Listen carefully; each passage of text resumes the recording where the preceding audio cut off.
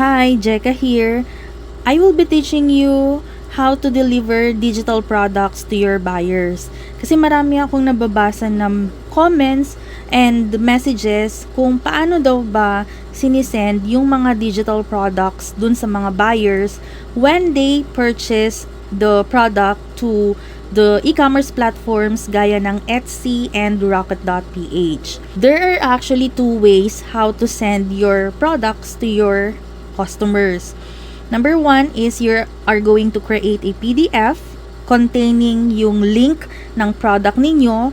Kung halimbawa you are selling a Canva template, so dun sa loob ng PDF, ilalagay mo doon yung Canva template link na tinatawag natin. The second way is through link. Dito sa link na to, pwede tayong mag-save ng mga products sa Google Drive, Dropbox, and sa iba't ibang mga file sharing platforms. And then we are going to get the link and share it to our buyers. So, ang una natin gagawin is let's create a PDF. Say for instance, ito yung product na ginawa natin and ito yung ibebenta natin sa Etsy or Rocket.ph, and gusto nating i-share yung Canva link template dun sa mga buyers natin para magkaroon sila ng sarili nilang copy nito. Kasi may option dito kung saan pwede tayong mag-add ng people para magkaroon sila ng access dito sa product na to. Pero we don't want to do that kasi pag nangyari yon, pwede nilang palitan yung font size, font style, and everything. Pwede nilang i-modify to. And pag na-modify na ng isa to, so lahat na ng may access nito is affected. So we don't want that to happen. So ang gagawin natin is we are going to give them a copy. And once they edit their copy, hindi affected yung original na Canva template na ginawa natin. So, ang gagawin natin is we click share. And then may option dito na template link. Pag halimbawa wala kayong nakita dito na template link, you just have to click more. Tapos makikita pa rin naman ninyo dito yung template link. So, you just have to click on that. And then create template link. So, there's a feature dito sa Canva ngayon na pwede mong i-delete yung template link na yan. Kasi before, hindi pwedeng i-delete eh. So, kung halimbawa na i-send na yung Canva link template na yon sa iba, so, unlimited na yon. Kung ipapasa nila sa iba, ipapasa nila sa maraming tao yung link mo na yon, eh, wala na tayong access doon. And hindi natin alam kung sino na yung may access ng Canva link template. Ngayon, may option na to delete the template link. But, just be careful kasi halimbawa, kung 100 people ang nag-purchase nitong link mo na to, ito yung link na ginagamit ng mga buyers mo, and you delete the template link, affected yung 100 buyers mo na yon. So, just be careful. Huwag mong i-delete yung template link kung hindi naman kinakailangan. So, let's copy the template link, and then dito tayo pupunta sa PDF na tinatawag. So, I have created here a PDF format, and ito yung isi-send natin dun sa ating mga buyers. So, you can have it here. Thank you for your purchase. Tapos, just give them a short instructions how to access yung template. Tapos, dito, may nilagay lang ako dito na box, and then may text dito na click to get template here. So, ang gagawin lang ninyo, i-right click nyo lang yan, and then there's a 3 dots here. Click mo lang yan, and then link. And then dito, ipe-paste na natin yung kinopy natin na template link. And then just click done. Okay? So, ano yung nilagay natin na link dito? Yung Canva template link na kinopy natin dito. So, after that, kung gusto mong palitan ito, ako tinatanggal ko yung underline para mas okay siyang tignan. And then, ito yung tip ko sa inyo. Maglagay kayo ng discount code dito so that you will have repeat buyers. So, potentially, pwedeng yung current buyers mo na to, pwede silang ulit bumili ng products mo. So, that's a tip from me. So, you can add dito yung discount code. Pwede kasi itong discount code na to using Etsy. And then, ngayon, meron na din sa Rocket.ph. So, maglagay kayo ng discount code dito. So, kung halimbawa 100 buyers ang bumili nito, malay nyo, 20 nung buyers mo na yon is mag-purchase ulit using your code. So, that's another profit on your end, diba? So, after that, pag natapos na natin gawin yan, you just have to click share, and then i-download natin siya as PDF. Ayan. Take note ha, PDF, hindi pwedeng PNG. Bakit hindi pwedeng PNG? Kasi pag PNG kasi, hindi clickable ito. Pag PDF, magiging clickable siya. So, you just have to click download. So, ganito yung makikita nila. Use template for new design. So, pag clinic nila yan, use template for new design, magkakaroon sila ng sarili nilang copy. Kaya nga nakalagay dito, copy of, tapos yung title ng product mo. From here, kahit i-edit nila to, palitan nila ng color. Okay, let's change the color. Kahit palitan nila yung color niyan. Pag binalikan natin yung original copy, hindi affected yung original copy natin. So, ito yung original copy natin, hindi siya affected. So, that's how you create a PDF format. So, later, ipapakita ko sa inyo how are we going to upload yung PDF na yon sa Etsy and sa Rocket.ph. Second way is through link. So, we are going to share a link. So, imagine you are selling an ebook. So, how are you going to send the link to your buyers? So, let's say for instance, this is an ebook. Okay, ilagay ko lang dito, ebook. Okay, this is just an example ha. And then ebook, and then, ang gagawin natin, we are going to download that in PDF. Take note ha, PDF. So, we're going to download this PDF standard, and then click download. So, this is our ebook now. Ngayon, ang gagawin natin is we are going to use Google Drive.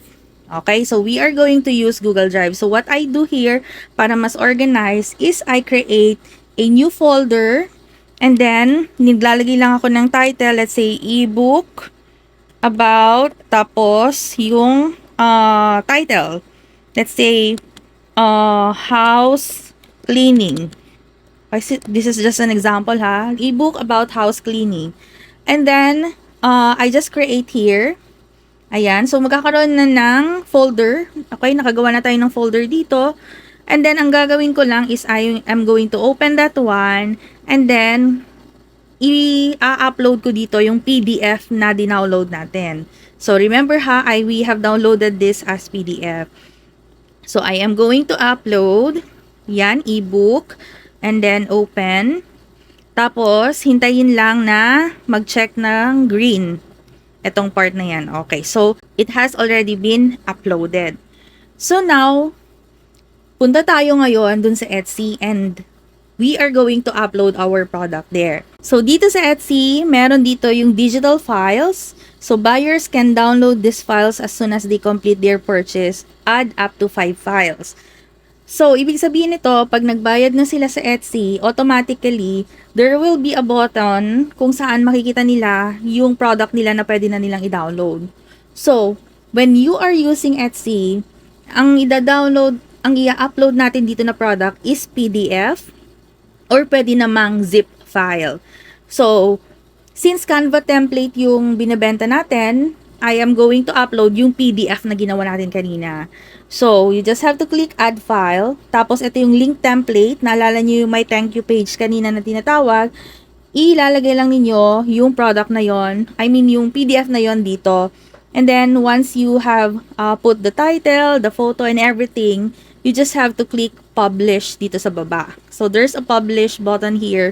So, ganun kung paano tayo mag-upload sa Etsy. Sa Rocket.ph naman, there are 2 ways on how we can send the products to our buyers. So again, the files, the buyer will get access to once they have completed the payment. So dito, there are 2 ways. Number 1, redirect buyer to a URL. So, if you are selling something na naka-save sa Google Drive, so yung Google Drive URL ang ilalagay natin. Kung sa YouTube naman or Zoom invite, yun yung ilalagay natin. So, since ang binibenta natin ay ebook, example, yung ginawa natin kanina, pupunta tayo dun sa Google Drive kung nasaan nating sinave or in-upload yung ating PDF na ebook. So, in order to share the link, so what you're going to do is to click the 3 dots here, and then share, and then click nyo lang yung share. Huwag nyo i-click muna yung copy link dun ha. In here, you don't have to manually input their email address. Kasi we want to do automation eh. Once they purchase, wala na tayong gagawin, makukuha agad nila yung files. Kung idadagdag mo pa yung email address nila dito or pangalan nila dito, hassle na yun sa part ninyo. Kaya ang gagawin natin is papalitan natin yung access. So, instead na restricted, kasi pag restricted ang nakalagay dito, only people with access can open with the link. Ibig sabihin, may o-open lang ng mga tao na nilagay mo dito ang kanilang email address or pangalan. Since we want to do this automatically, so let's change the general access to anyone with the link. So you have to click on that, and then take note, ang default kasi nito is viewer.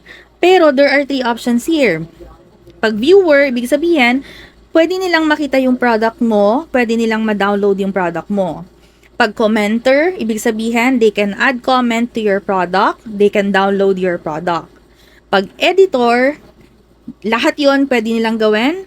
They can view, they can comment, they can download your product. Pero, the downside, kapag nilagay mo silang editor, they can delete your product. And we don't want that to happen. Kasi kung 100 ang buyers mo at dinilit ng isang buyer mo, halimbawa, niloko ka ng isang buyer, dinilit niya yung product na yon, mawawalan ng access yung mga 99 other buyers mo. And we don't want that to happen. Ayaw nating magkaroon ng sakit sa ulo. Kaya ang nilalagay lang natin dapat dito ay viewer. And then after that, you click copy link. And then click nyo lang yung done. And then balik tayo sa Rocket PH. Yun yung ilalagay natin na link dito. So pag binili nila tong product na to, may mag-appear na link. Ito yon. Tapos ganito yung makikita nila. I'm going to show you.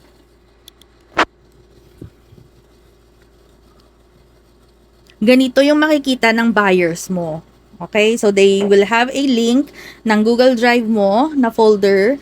And then, dito kung mapapansin nyo, they cannot edit this one. Kasi this is an ebook. Supposedly, pag ebook, hindi naman talaga dapat i-edit. Unless, may MRR siya or PLR wherein we can modify the ebook. Tapos, i-resell natin siya. Pero hindi naman ganun yung binibenta natin. So, we are selling the ebook itself.